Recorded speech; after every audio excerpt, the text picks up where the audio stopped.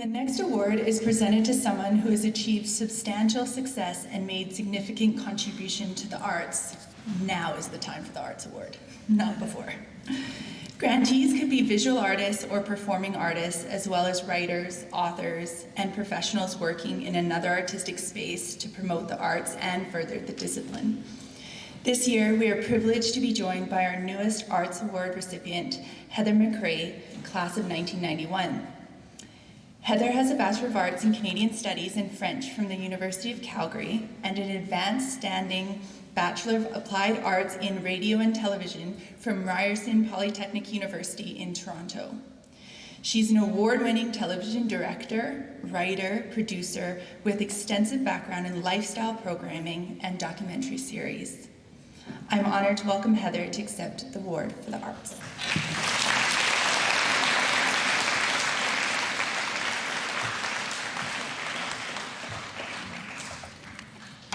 I have to say thank you so much for this award. I am so completely touched by it. Thank you for the Alumni Committee for nominating me for, or actually I have it now, for giving me this award. You have to know that this was quite a journey for me. I came to Where are the grade 7s? You guys are there? Hi. I came in grade 7. I was 12, 13 years old. My parents had plucked me out of a public school situation halfway through the year. I came into French that was already halfway started, and I was terrified. First of all, the public school teachers told my parents that I was failing in French and that I should never continue in French. I preferred to draw my teachers rather than listen to them. And suddenly I was in this more science-based school setting. So I'm kind of wondering how my parents decided that this would be the perfect fit for me, but boy, am I glad that they chose West Island College for me. It was terrifying, but at the same time, with the love and the care of the teachers, that actually one of them is still here, I was able to overcome and develop resiliency, find my path, and my God, WIC has grown. It's incredible. When we had our tour this morning, completely blown away. You have quite a few school buses, I see. We had a van, and it was like a white unmarked van, and I remember that it used to leak because there was Mr. Pinchot. Does anybody remember him? He was backing out one day after a big rainstorm, and all the water came running forward onto him in his coffee mug. That was our van, and I still remember the day the deco got put on the side of that van, and you guys have decos on your water bottles now. So, I mean, that's just a small part of the incredible change that's here. But I believe that the fundamental philosophy of the school is still very much intact and is thriving. And you are, as everyone has said so far, getting an incredible foundation to go to this school. What was interesting when I started was there was zero arts. There was zero art club. There was zero music. There was zero drama. I've read that there's an improv team going on here now. Put your hands up, improvers. Yeah, there's my people. So the cool thing about going to WIC back then was there was none of that. So the teachers, as we know them, now the same style, said, create it, do it, make it. So we made our own art. We made our own art club. We made our own theater club. We started our own improv team, and we were horrible. But it was fun. It was really fun. And all of you improvers know one thing from improv that we learned is that there's that game. Somebody puts something else out, and then the partner that you're playing with has to play back and keep the story going, so the story stays alive. And I really believe that that's a great philosophy for life, that what comes at you, you make it work, you find the story and you play with it, and it evolves sometimes into something better than you could have ever imagined. So, and by the way, French is now my passion. J'adore parler en français, j'ai voyagé beaucoup en France. J'étais même une professeure dans un lycée à Dijon en France. So my dear friends, if there's nothing else I can say to you, is please stay in French. If you're struggling in French, don't worry. When you get there and you get to go to Quebec, or you get to use your language and you get to see what it was for, you will be, thank goodness I stayed in France. So, create, play. One real life experience, though, that has stayed with me for my entire experience in my career, being a parent, and it's quite an honor to be able to tell this story, was our trip to Russia. Do you remember Mr. Rennie? Mr. Rennie was our leader to Russia. And we prepared, Mr. Rennie was our leader to Russia, perestroika. Yeah, so we prepared, we learned Russian, which I still remember. Я работает в флоте. Я не знаю говорить. Я слушаю музыку. Yeah, меня зовут Heather. This was Mr. Rennie, he taught us these things. We prepared. It was in the late 80s though. So my friends, that was when the Berlin Wall had just come down. That was when communism was on the way out, capitalism was on the way in. There was Gorbachev, there was Yeltsin. Russia was dissolving. So we're reading about this in our newspapers. It's interesting, and then we arrive. And can I tell you the scene? We're plucked out of our safe little Calgary environment. The biggest guns I'd ever seen were my brother's super soakers, and then we were with real ones, seeing this thing happen. We were feeling the vibe of the people. Remember, they were trying to sell you things in the black market. I think you walked away with one of those military coats. Several of us got badges. But we were no longer in. I don't think he's changed much. I haven't. It was quite something to go out of this two-dimensional experience into this three-dimensional, four-dimensional, five-dimensional experience where you could really feel in the air what these people were going through, what this life was like. And then came the part where we were actually matched with other Russian students that were our age. I'll never forget mine. His name was Maxim. And he came with his brother to pick me up from the high school, his high school. With their dog, and we drove in their Lada across, it must have been 6 lanes of traffic, although there were no actual lanes. And this was downtown Moscow, and I remember, as I feel kind of now, my heart in my throat, and I thought, what have I gotten myself into? This is so different from what I know.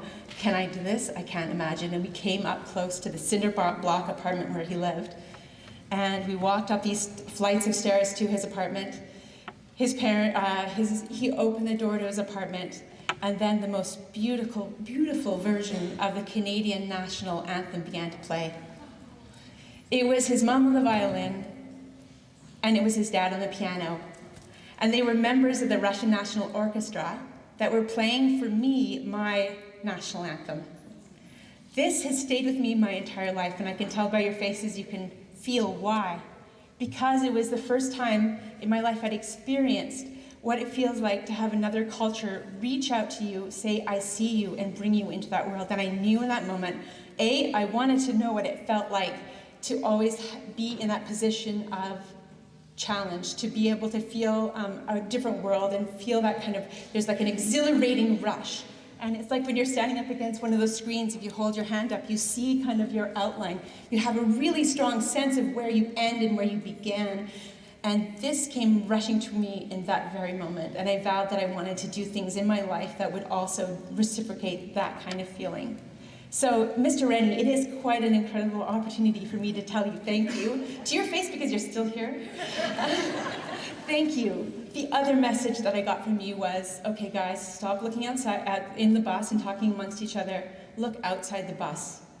We saw the Kremlin, we saw Lenin's tomb, we saw St. Basil's Cathedral, and that was really the experience of my life. So I transformed that into a career. I love to travel, as you know. I continued in Russian and anthropology in university, and then I simmered down into French and Canadian studies, which was quite amazing. But having a career in television, these lessons were pivotal. Because, you know, I arrive, I have a script that I've planned, I've sent it to everybody, they know what's going to happen for the day on set, but then lo and behold, something changes. Someone doesn't show up, somebody, you know, the storyline has changed to some degree, and do I panic? No. I go, oh yeah, here we go, here's change, here's something new, here's where I get to stand up and see where I end and where I begin. And we sit down with the crew, we figure it out, because my friends, just like in improv theater, a flexible brain, you've heard it before, is a growing brain, and a flexible brain can roll with the punches, and in many cases create something that's even more beautiful than you could have imagined before. Have you ever, who's in art?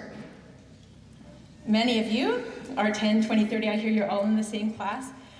You start off painting a landscape and then all of a sudden it's not working, but then you turn it sideways and you're like, oh, it's actually crazy trees with weird eyes. That happened to me the other day. You make You can make things out of anything. You can find beauty in what you think is a mistake. So I urge you guys to have flexible brains, to roll with the mistakes and enjoy them and see them as opportunities like I have. It also helps you in parenting later on, PS too, that's way down the road. So I just wanted to actually leave you with three important things. One, just as I said, if you come across a mistake or something unexpected, you put your artistic, playful brain on and you see what you can make of it. Because magic, I've learned, comes in those moments where you really push yourself, where you feel a little bit of fear. And also, as a content creator, I've been writing blogs for quite a while and freelance writing. Make sure in this day and age where we are bombarded by information that you create before you consume. Create before you consume. And the reason I say that is because as you are having all this information come at you, likes, not likes, all of this stuff coming at you, it's so easy to lose your voice. It's so easy to lose that impression you had when you walked into that apartment in Russia and heard your own national anthem playing. It's so easy for that to get overridden by everybody else's opinions. And the world needs your voice. The world needs your authentic, as Erin said, the world needs your authentic nature. So hold on to that, which means create, write in your journal, do a little documentary, do a painting, do something that you can see yourself in before you consume social media, before you consume the media out there. And last but not least, as the artsy person here, I want to say that science students, they go to their labs with their hypothèses, they learn the mitochondria, they practice what their theories are, and they come up with their solutions. That's what they do. But do you know what we do, language students and art students? What? Well, I'll tell you. We go to the language, we go to the place where that language is spoken. That's our lab.